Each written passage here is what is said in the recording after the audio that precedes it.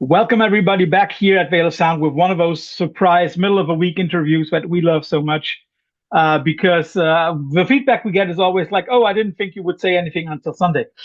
I'm very happy not only to talk here into a strange microphone, but I'm also very happy to one of those underground legends from the US here with me. I have Jon Fine, whom some of you might know from a band called Bitch Magnet, or the really good ones should already have heard one or two tracks from his new band. And We Contain Multitudes is the name, and their record is called Minako or Minako. So, Jon, thanks for joining. Oh man, it's great to be here, Thorsten. I'm just trying to find this underground legend who's apparently here. That's just a weird thing to hear, but maybe they're hiding in my room somewhere. I don't know. But I'm happy to talk. Yeah, it's the guy who's responsible for the red-covered record in the back there. By the way, very good product placement. Very good. You noticed. What can I tell you? Yes, yes. Yeah. Anyway, that is our album cover back there. Album comes out on June 25th. So yeah. So when you will hear this, the record will already be out. If you haven't listened to the record yet, please do so.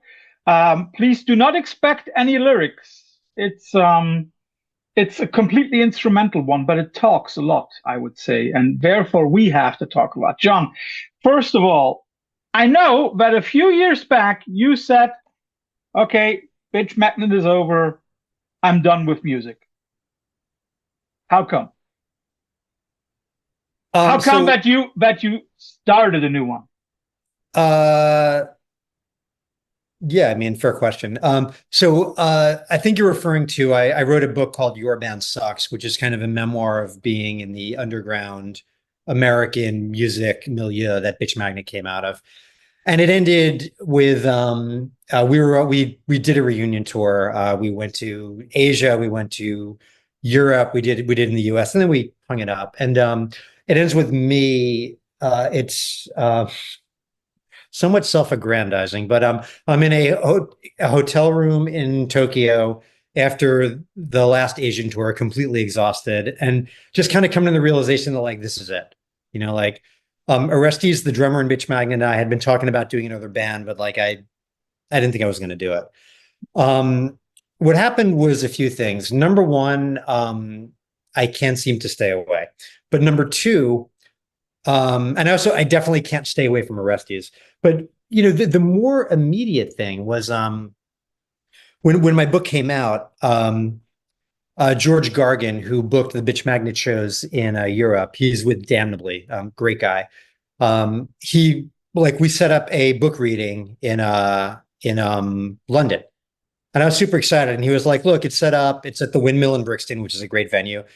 And he said, "But Jon, a lot more people will come if you play guitar." And so I was like, "Okay." And he's like, "You can just do an improv thing." I'm like, "Okay, fine." So I got in touch with the rhythm section of a band called Small Gang, who had opened for Bitch Magnet on our tour. And I played with the two guys, and it was a great experience. And I don't know, I just liked it. I mean, it was very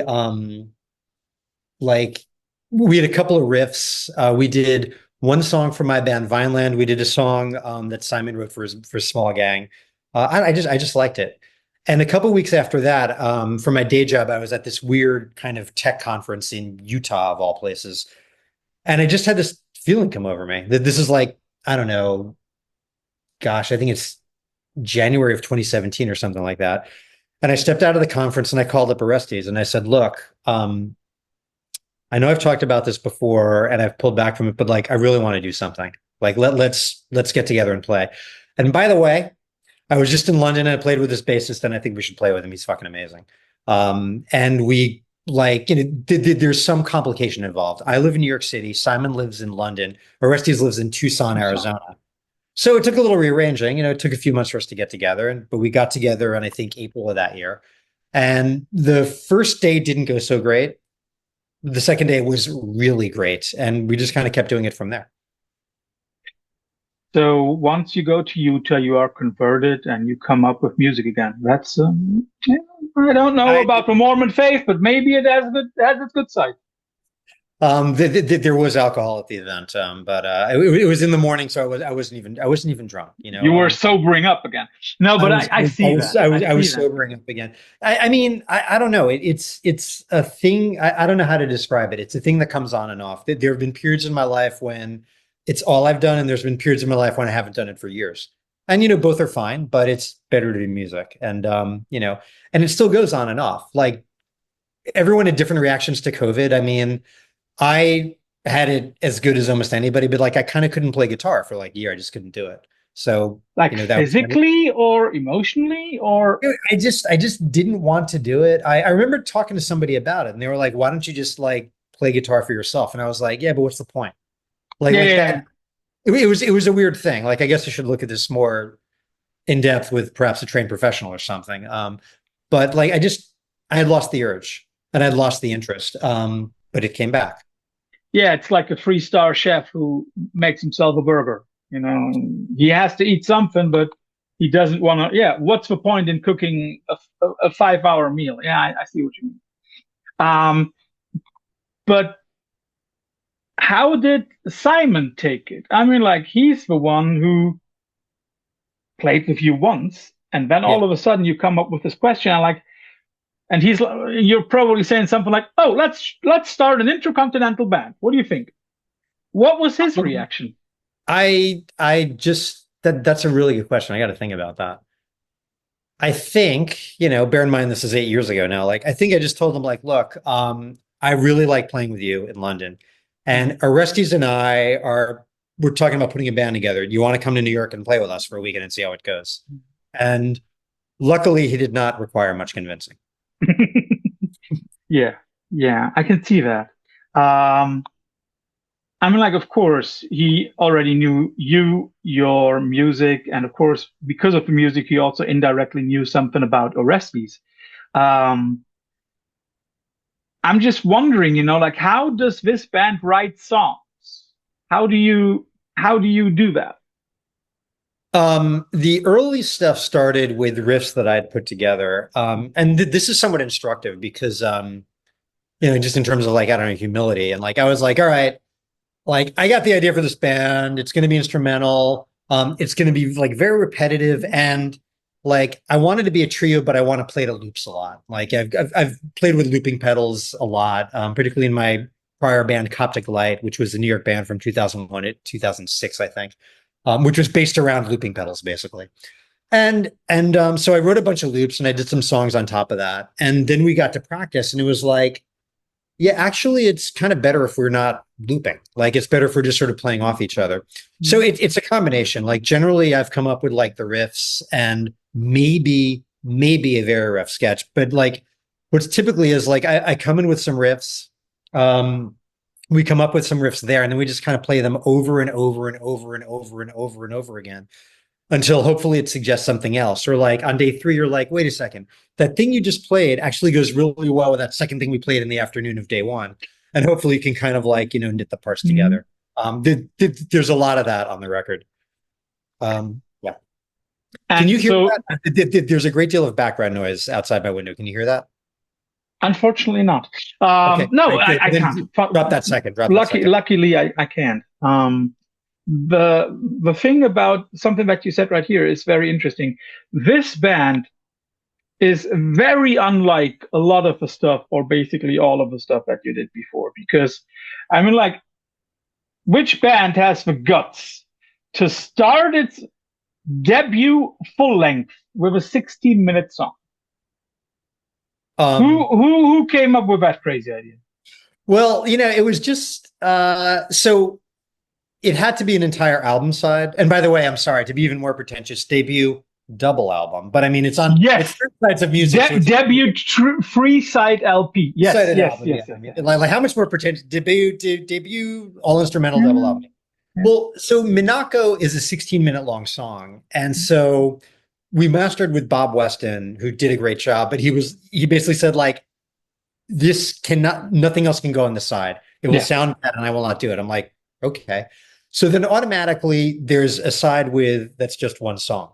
Yeah. So it either goes at the beginning of the record or the end of the record. And I feel like we're the kind of band where most of the songs are like the last song on the record kind of song, as opposed to like the band where like every song is the first song on the record. Mhm. So with this, it was just like we were talking about it. I was like, we are like, fuck, I guess like Minako has to be the first song on the record. Like it seems to make sense. And so here we are. Everyone else will tell me if it was a very bad idea or not. No, I don't think so. I actually don't think so because I mean, like with the background of you on Orestes being in a, let's face it, a very popular band. Bitch Magnet was a fucking awesome and great band. Thank you. And of course, everybody will expect you and Orestes to maybe do something similar. But, and here comes the thing, it's not only the 16-minute monster at the beginning, not only the track length, it's also the song itself. It is much more space rock or even in a Ray Stoner than anything I've ever heard you play. I'm very sure it was not an intention, but how did you feel when you noticed, okay, we have this thing, 16 minutes, totally instrumental, and it sounds like a mixture of Hawkwind and, let's say, Caius. Wow. Well, I can quit right now. Thank you. That's fucking amazing. Please don't. That would be a very short interview. I was just listening to Caius the other day, and there's a bunch of Hawkwind on the shelf over there. You know, there was a loop I had, and we just really liked it, and it turned out that it could kind of carry an entire song.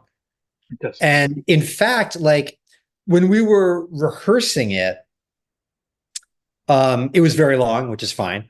But I was doing a lot more stuff for a lot of the song. And then like we got into the studio and like I was listening to it, and I was like, we don't need that. Like I don't really need to be playing for the first 4 minutes of the fucking song, effectively. Like I think I hit a couple of like muted chords basically, and that's it. And it just like and the space was just really nice. And you know, I don't know, we just all really vibed on it. And like I don't think there's anything in any of our back catalogs that would lead you to that. But you know, to me, the whole thing about music is, you know, there are people that can do the entire thing themselves. That's amazing. You know, like there are people that write the song and know what every part is, and it's great. I mean, that's cool. I can't do that. And to me, the real magic is like, you just don't know what's going to happen when, you know, 3 or 4 people or 5 or 2 get in the room together. Like you just don't know. And like, it's just the most astounding thing. I mean, right now I'm reading the Geezer Butler memoir, which is, I mean, first of all, I love Black Sabbath more than almost any other band. Like from reading the book, I'm very glad they were able to form a band because I just have grave doubts about their ability to function in a society. Like, and also in any other band. Yeah, I mean, any other band, any other job. I mean, like the stories are just so insane, but like they got into a room together when they were kids, and like I mean, well, the other thing is that they play it all the time, but like something just happened, and like you know, they did this thing, and it just became this thing, which turned out to be enormously influential. None of them would have told you like we are going to do this thing. Tony's going to detune down a C sharp. And it's like we're gonna experiment with these tones you don't normally hear in rock and roll. And Ozzy's a very limited singer, but he's also amazing. And Ozzy's a very limited singer. But like, I mean, you just know until those idiots, which I say with great affection, got into a room together, and like this completely magical thing happened. And in the meantime, you know, in their spare time, they think it's a really good idea to like spray paint Bill Ward his entire body with gold until he goes into convulsions because like he can't do that. Or there's also a time when like they spray painted his dick blue, and it's just like, so first of all, like where do you think of that? And second of all, Bill, what the fuck are you letting them do to you, man? Like they would routinely set fire to him in the studio. Anyway, I'm sorry, but like again, like not guys you want, you know, running your small business, Definitely but not. Like one of the greatest bands of all time, you know, like, and would anyone have predicted that for them? No, God, no. And I'm not putting us on that level. And luckily we're all somewhat more functional in society than those guys are. But I don't know, like it just I came into this band, I thought with a reasonably defined idea, and I had to throw it out the window because it's like the loops are fine, but like if I just play that rhythm part and then do something else afterwards, that's better. And like then we have the interpersonal magic happening. And yeah, I don't know, it just comes out that way. It definitely comes out really well because I mean, like to open an album with that is a statement. And I think, I mean, like, I'm very sure you didn't care about any expectations that anybody had towards your and Orestes' new band. But isn't it also cool to, if anybody had any kind of expectation, to already with a first track say, like, no. Yeah. That I mean that's kind of cool. It is. But also I just like I like the range of stuff that this band is Yeah, able to. And I mean, like, I'm very, very proud of Bitch Magnet. Like, I stand by those records, like, till the day I die. I'm like, they're still, like, people still like them, which is crazy to me. But like, I like them, And, but I mean, I kind of couldn't play guitar in that band very well. And like I've spent a lot of time playing guitar since, and you just learn different things. You play with yeah, different people in different contexts. yeah. You learn different things. When I learned a lot from Bitch Magnet. Like I had to catch up to Suing and Orestes or try to catch up to them.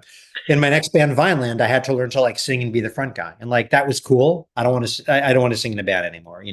In Coptic Light, I learned to play with like this wild free jazz drummer and to play with loops and like and there's just other stuff that I've listened to and just like finally figuring stuff out and like doing things like gee maybe I will buy another couple of effects pedals that aren't just a rat pedal like I'll see how that goes, which is why there are right now in this room 3 phasers and 3 flangers. They're not used all the time, but a couple of them are on my pedal board right over there right now. So you learn stuff, and you want to do different stuff too. I guess I don't know, like, but I'm not trying to be mysterious, but like at a certain point, it's just like it just comes out that way. Hmm. It just comes out that way. Before we talk about the range of styles that you put into this record, you've already mentioned a couple of bands that you played with that were your bands.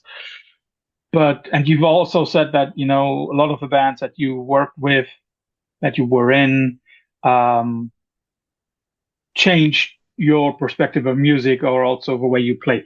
You were touring guitarist for Don Caballero shortly before the Millennium. Did that also, in a way, influence your way of playing guitar? Spending time with Ian and Damon and Eric as they were putting together songs was really interesting. At the time, the consensus was that I was far too rock for the band, which, by the way, totally fair. Because Yeah. I was like, we got to do some stuff off the first album, and they're like, yeah, no. And like some of the stuff with, I mean, I learned how to tap in that band. I don't. Well, actually, I do use that on the album, on one song. Um, I mean that was very short, but like Ian is one of my closest friends, and like we like I've followed his music very closely. Like I could not do what he does, and every now and then I call him up with some question about recording or like effects pedals, and he's like, "Well, everything I do is through MIDI now, and it runs through 4 modular synths." And I'm just like, "Oh, Jesus, please stop! I don't even understand what you're talking about." Like, but I mean, like with everybody you play with, you learn something. And Ian just had a very different approach Yeah. than I did. And that, I mean, and also you got to realize that is, I probably shouldn't say how long ago it was. That was, 26 years ago.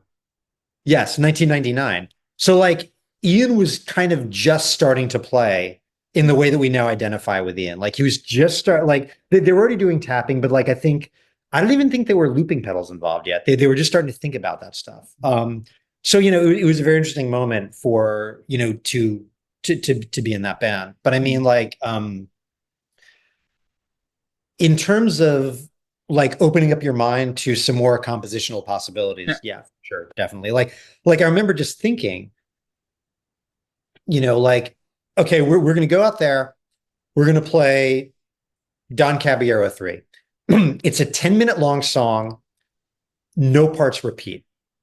Yeah. Like it's very strange and somehow it works. And like, and the other thing I got from that band, which really surprised me, was there is a song on the second record, fuck. Da, na, na, na, na, na, na, na. I think it's No One Gives a Hoot About Faux Ass Nonsense. I hope I'm getting the song. But like there was an instrumental break that was imbued with incredible emotion to me. Like there was one part, like one riff, and how like it was just so fucking emotional. And like that was really interesting. And like with Bitch Magnet, I think we kind of understood that you can have an emotional reaction to music that is not based on the thing the narrative of the song is telling you. But that was just really interesting. And like every time I played it, I felt this really deep emotion. Every time I hear it, I feel that. And so like it's eye-opening in terms of like, you really don't need a vocalist, which was a relief, because like being a vocalist in a band is kind of a bummer. And like, I mean, I write like in my work life, I've written books, I've written for magazines, I've edited magazines, I'm like, I've been the editor in chief, and like, it's nice. When I was in Coptic Light, another all instrumental band, like it was so nice to go to the practice space after like thinking about words all day long and just throw it all away. Like I can see that. Brain. And like, let's see how far we can go. And I think my belief is that you can just get to much weirder places if you don't have to worry about like, we got to get back to the chorus, or, the vocal has to do this thing 4 times at some point here. And like, I was playing with that in Vineland, but like, it was still, there were lyrics, there were vocals. Yeah. And in a way it always, I don't want to say restrains, but musically it definitely restrains most of the bands that have a vocalist, because I mean, like, the vocals usually have to be somewhere in the front of a mix, because otherwise, why have them if you can't hear or understand them? I know what you mean. Well, I mean, every band I was in, like burying the vocals in the mix. And like, I mean, I could be a dickhead and be like, well, Magma, like, but that's this whole other, like, that's some like, space opera shit. Or, I don't know, even King Crimson, although my favorite King Crimson stuff is probably instrumental. Yeah, I mean, like, you can go back and forth. And like, I don't know, like, we're talking a lot about instrumental music. Like Leonard Cohen is one of my all-times, like, I mean, even more like normal shit. Like, I just read the memoir by Tom Petty's guitarist, which is great, by the way. And like, I don't spend a lot of time thinking about Tom Petty, but there's like 30 or 40 songs that are just,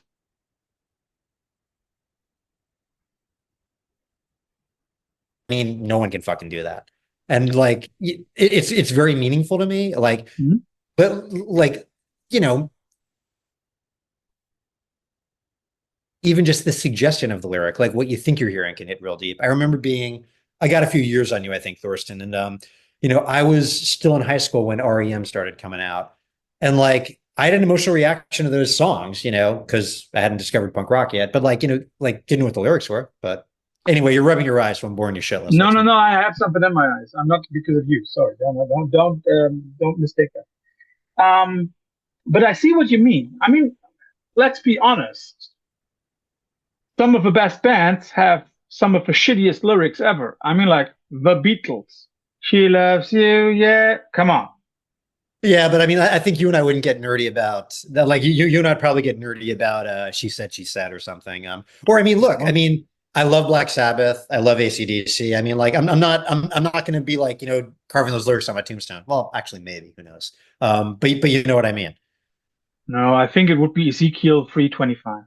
There you go. Exactly. I don't know that you'll have to That's text me. That's Pulp Fiction. Like that's what Samuel L. Jackson said. I've already mentioned, I want to talk about the range of the record, because we have now clarified, okay, the first track is basically stoner. Repetitive, 60 minutes. It's over and over again. It's awesomely done. But then I come to the second track and I'm like, dude, that's not the same thing.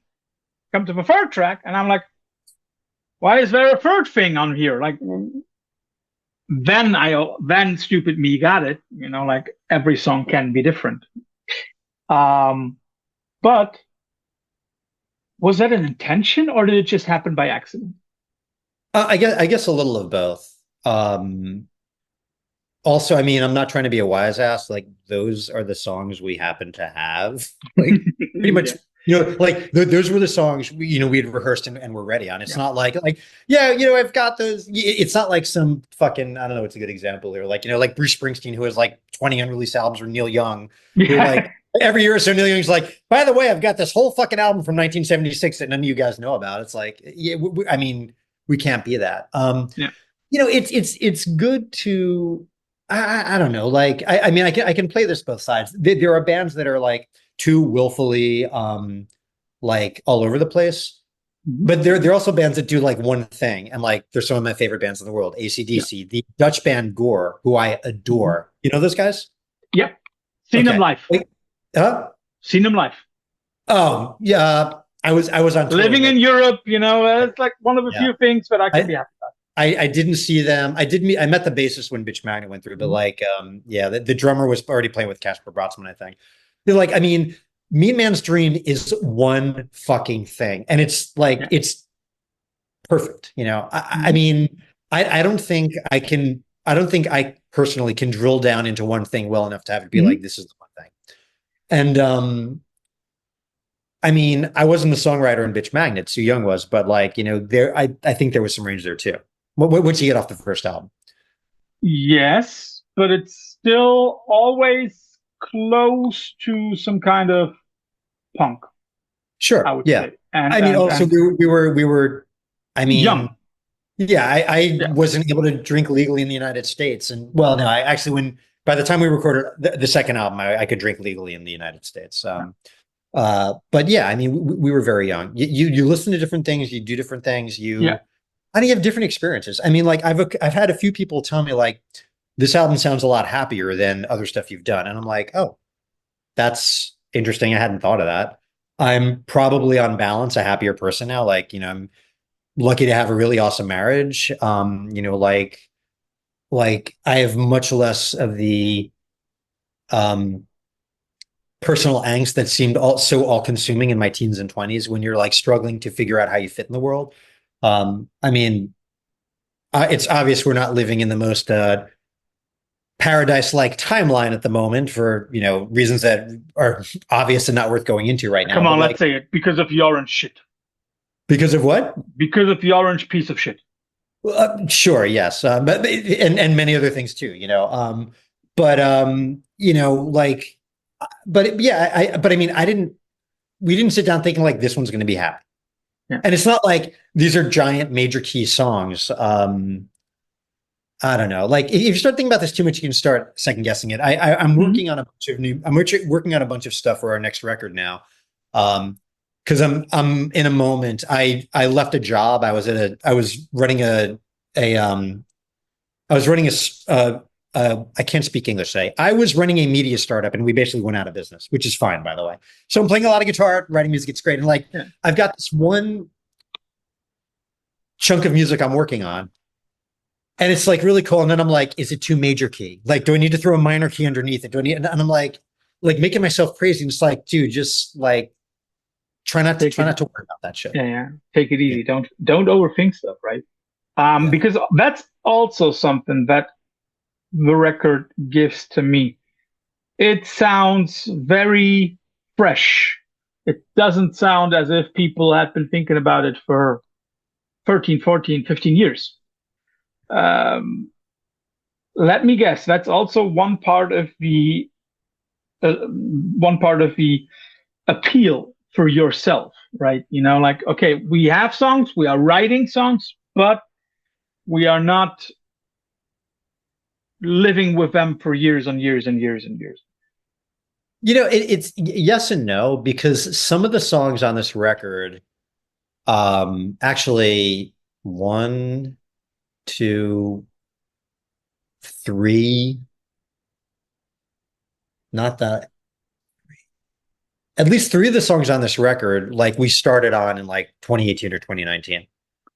I mean, like they weren't finished, but like, we Mm-hmm. had the parts and we had like a sense of like, one song was pretty well finished. Mm-hmm. We just hadn't had a chance to record it. And Others were stuff that we started playing again when we got back together post COVID. We had a lot of activity in 2023, and that's when like we finished writing the album and did like I don't remember the timing, like at least a week of very intensive all-day rehearsals, and then we went into the studio. But I mean, after that, like I'm a guitarist. I have the luxury of redoing shit endlessly. And like some stuff changed. You know, Atkins changed a lot in the studio, for instance. Which is that's well the second single. It's actually out now as we do this on all the streamers, but and Atkins is actually the last song on the record. So, you know, it's kind of both things. And I had the luxury of over a period of at least a few months, like really digging in and being like, all right, like, what do we want to do with this guitar part? And like, what's the best way to complement it? Like you've got the rhythm part down. Like, what's the other thing? Does this need something up top? And it was really great working with Abe Seifert about that because he's the guy who recorded us and produced the record. And you know, he like is a guitarist and he like is outstanding at layering stuff. And you know, we went a little crazy because like, you know, now you have time in the way that we didn't when I was recording in Bitch Magnet. When you had a certain amount of money, you had 3 days in a studio. There were no many studios and just had to do it. You know, here it's like, let's double that an octave lower and like throw a little bit of phase shifter on it so no one knows it. And like, you know, we went crazy, but it's great fun, you know. And like, I used something like 10 different guitars on the record. It was nuts, dude. There's like electric 12 string, like all that shit. Yeah. But that's also something, you know, I think, I mean, like for somebody who has been in the business for so long, I think isn't it necessary to have something like that to keep it fresh for yourself, not to repeat yourself over and over again? I mean, like exactly like you said, some people are good at being AC/DC, but let's be honest, how many of them are? Well, exactly. But I mean, yeah, I mean, sure. But at the same time, dude, like, you know, another way to keep it fresh is if we were like, all right, every song is going to be 2 minutes. Like, that's the constraint we're going to work in. Which, by the way, could be an interesting constraint. I mean, maybe we'll do that once or twice. But yeah, I mean, the ending of Atkins is twice as long as 2 minutes. So, I mean, but you know, there's something to it. You know, like we grew up listening to punk rock, and you know what Minor Threat accomplished on their first 7-inch is ridiculous. And like that's what, like 8 minutes of music, like 10 minutes of music. Like how many? It's definitely under. I think it's definitely under 12. Definitely under. Yeah. I think it's under 10. I mean, yeah. Well, the thing that would fuck it up is Minor Threat. Like, you know, it's got a few parts to it, so like that might almost be 2 minutes long. You know, but yeah, I mean, there are songs that are less than a minute, and it's like, do you need to do anything else in the song? No, not just necessarily. Yeah, but like, you know, we're not doing that. Although weirdly, yeah. 2 of my bands have encored with Filler by Minor Threat. Is it true? I think I've read that somewhere that in one of the bands that you were in, you covered the Misfits? Yeah, Bitch Magnet did a Misfits cover, yeah. Oh, yeah. But you know, also interesting. Well, I mean, like, you know, it's I don't know, that stuff is undeniable. I'm like, I kind of like the idea of like, for the encore, you come out and you just do like something that's really flattening for 2 minutes. Yeah. Let me break for a second. Did you the doorbell rang? Did you hear that? All right, great. Okay, just drop that part out then. Cool. Sorry to interrupt. No, we'll leave it in. You know, that is something that I don't cut. You know, for 10 seconds, no cutting. That's not punk enough. You're right. Jon, the last question before we come to the infamous quickfire round, and that is something that refers to the cover. Because when I looked at the cover, when I listened to the first track, I was, okay, is this like Dutch stoner of the 90s? Because I don't know, it reminded me somewhat of it. Is there some, who did the cover? Who came up with the idea? So I was very close friends with the drummer Jerry Fuchs. He played in Vineland, he played in Management, he played in Chick Chick Chick, he played in Holy Ghost. He died tragically in an accident in 2009. I'm very close with his brother now, and his brother is an animator at Adult Swim, which is a big cartoon network in the Mhm. United States. And Adam, who's like, he's a father, he has a very intense job. Like, to his credit, he's like, I would love to do your album cover. I'm like, dude, thank you. And there were two potential directions that we talked about. And one of them was like, all right, one of them is like we could do sort of like a factory records kind of thing, like very minimal, like Mhm. very sort of Yeah. like maybe a textured cover, matte, maybe like a weird kind of like tan or like an off pink or something. Or we do some crazy 70s like obscure prog record, like Italian prog record, like completely insane illustration. Like I think you can see which direction we went in. I don't think I have it at hand because I've got multiple piles of records in this room, but like I sent him I sent him the cover of Space Ritual by Hawkwind, Mhm. which I didn't have to because he knows that record really well, but I sent him the cover of the first album by Captain Beyond, Mhm. which is it's like this dude floating in space with like flowing hair and like starry Mhm. eyes and like the proportions I love this picture, but like the proportions, like his hands are like the size of his torso. It's just insane. And Adam thought on it and he came up with the idea of like this sort of orb on like this weird deserty planet. And on the back cover, where there's a sort of human figure, Simon is a relatively new dad. He and his wife had their first kid, actually almost exactly a year ago. It's Kiko's birthday is coming up, and Simon sent a picture of Kiko crawling on the carpet, and it was like framed perfectly. And like I sent it to Adam. I'm like, can we riff off this for the back cover?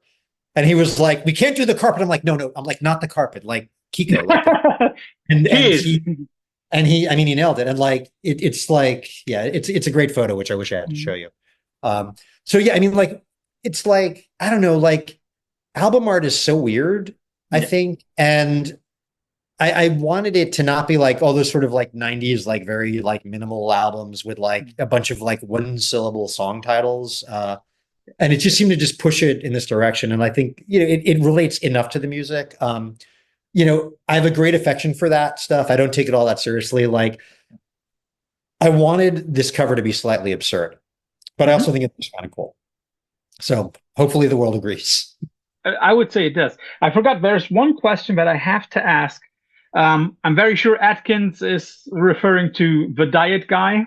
Not sure, but It's not, it's like it's this weird, like it's a word that we got stuck on. Like, like it could be the Atkins diet, like it could be Martin Atkins, it could be a friend of ours named Matt Atkins. I mean, it's like, but it just like this is a very weird and finicky thing to explain, but like, all song titles in bands, particularly for instrumental bands, are like weird, complicated in jokes. But yes. sometimes like you call a song like as a shorthand in rehearsal and like you just can't get And rid then of it it. sticks. Yeah, yeah.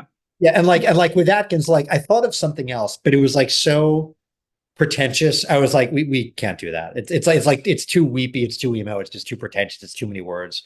And But like but what? that's actually not the track that I was wanting to ask about. The track that I was wanting to ask about is Jeitinho. Uh, J- JT, it's Brazilian. yeah, yeah. And And then the it's question is, I know what it means. It's like this philosophy of like coping with stuff with trying to avoid it, basically. Isn't that similar, like to procrastinate? It is, yeah. I mean, there's a couple of interpretations of it. There's that, but there's also kind of like it'll work itself out. Like shit's gonna work. And like again, it was more like Orestes came up with it. He's fluent in 7 languages and he can speak Portuguese. And it was like I was like, yeah, that's cool. Let's use it. In the same way that Simon came up with Minako, because after we recorded Minako, he was listening to the city pop vocalist Minako Yoshida.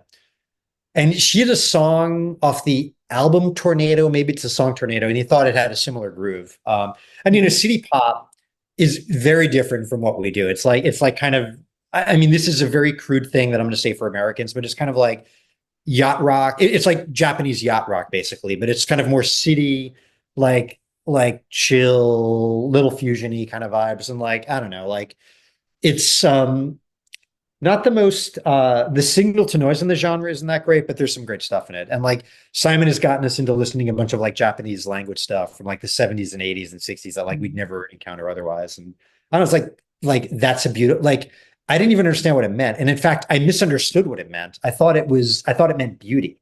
And I was like, that's Okay. perfect. And then Simon's like, no, it's more like it's a name you give to a like a baby girl in Japan that means beautiful child. I'm like, oh, that's Even great too. better. Yeah, kind of even better. Yeah. So, John, first of all, thanks for all the insight into the record and how it came to be. But nobody leaves these interviews here with us without going through the quick fire round at the end. You will always get two alternatives, and you have to choose one of them. So I'll Make it start. hurt. Make this hurt. Do not make it easy. Yeah. Don't worry. Don't worry. Don't worry. As you were talking about yacht rock, I thought like, okay, let's give him two versions of it that both hurt in a different way. The Fun-Loving Criminals versus Barry Manilow. Wow. Oof. Dude. All right. So I I think I have to go with Barry Manilow So, because like I know a lot more Barry Manilow. And Barry Manilow was Bette Midler's music director when she was basically playing gay bathhouses in New York City, and like that's pretty cool. And yeah, I can't really say that much good about his songs though. I don't know, like they were quite overwrought. But yeah, I'm going with Barry Manilow. I'm going okay, with Barry. By the way, that hurt. Very well done. don't worry, it will get better. It will get better.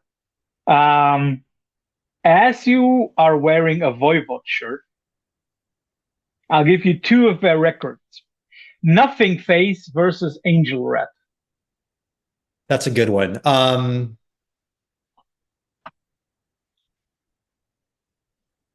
Nothing Face is the one that has. Wait, don't tell me. Well, actually, it's. Can I? No, I'm not going to look. I'm going to go with Nothing. No. I'm going to go with You Nothing have, Face. I respect Angel Rat because it's a really weird record, and like Nothing Face is kind of the basic choice. Like Nothing Face was what when they were like kind of going for it, right? Like that was like maybe we'll break kind of big, and I think they were yeah, it's a little earlier. Yes, that's true. 89, 90. Like It's 89, I think, and I yeah, think no, I Angel saw Red them. is 91. Yeah, I saw them twice on that tour, and they were like touring with Soundgarden, and like it was like it felt like Voivod was getting the big push, but I was like yeah, like they have a single, they're doing the Pink Floyd cover, but like they're too weird, and they were too weird. But I fucking adore that band. Like my favorite album by them is uh it's got to be Dimension Hatros. I mean, like it just has to be. Um, throwing in an easier one, which is not going to hurt that much. You were in a band called Coptic Light, so I'll give you two versions of Christianity: the Coptics versus the Orthodox. Which group do you rather piss Well, off I right mean, now? I come from a Jewish family, so I know nothing about either. So I'm going to go with the Cops. I'm going to go with the Okay. Cops. Yeah. Okay. Um, coming back to something more serious, Caius. Blues for the Red Sky versus Sky Valley. Oh, Sky Valley. I mean, it's not a fair fight. It's not. Okay. Sky Valley has Gardenia. It has Demon Cleaner. Like the entire like the way the first three songs work is sort of a giant suite. I mean, Yeah. that's lights out. Also, it's crazy to think this, but like I think Josh Homme, if I'm pronouncing his name right, was like 19 years old when they recorded Blues for the Yeah. Red Sun. Which Yeah, is like, come on. it's crazy. Yeah, like he was like 22 when they broke up. Yeah, it was nuts. Yeah. And now that's already also nearly 30 years ago. My goodness, we're getting old. Sabbath. Masters of Reality versus the self-titled. Masters. I don't super love the first album. It feels like they weren't quite there yet. Yeah. I'm probably like it gets really hard to decide between Masters Volume 4, Sabbath, Bloody Sabbath, and Sabotage. But I mean, between the two you suggested, Masters, like that's not a hard one for me. That's where I would also take that one because I think that's the point where you notice, okay, those guys now know what they're doing. Yeah, and then on volume 4, it's like absolutely fully baked, no pun Yeah. intended. Um, I'm not sure whether you know the band. I hope you do. Codeine. Oh yeah, So, of so I'll course. give you Yeah, two of their I records. played on one of their songs. Yeah. Oh yeah, I forgot that.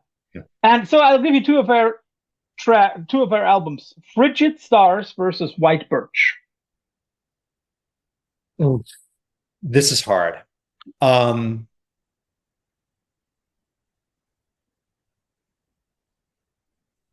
this is really hard. Like White Birch is very fully realized, and I'm friends with Steve, and he and I were in very close touch during the recording of that. And like they made themselves crazy with that. Like I think they recorded it at least twice. I think they did, yes. Yeah, and like each time it got slower. But I'm gonna have to go with Frigid Stars because it's very hard for me to judge that one because like I was spending a lot of time with them in those days. Like this was before, I mean, you're old enough to remember. This is before smartphones. This is before cable TV was really that good. So like Chris Brokaw would come down from Boston to New York on the weekend, and like I'd hang out with him all weekend when they weren't in the recording studio, and like they would talk about all the stuff endlessly, and like then they recorded this demo, and I remember being on tour in Bitch Magnum. My girlfriend at the time calls me and she's like, "Yeah, Codeine got signed to Sub Pop," and I'm like, "Wow, Well, yeah, awesome!" yeah, You know? yeah. So yeah, I gotta say that one. I gotta say that one. If anybody wants to know a little bit more about the band and also the way that they're still making music or still around, we had an interview with Steven, I think, a year ago, something like that. Yeah, So you might want to check it out. I will. I will. I'm sorry I missed it the first time around. I Don't will worry. say this. I've seen Codeine. I have probably seen Codeine 50 times. Mm. Well, I mean, like they were here. Like I just saw Yeah. them. Like they're always here.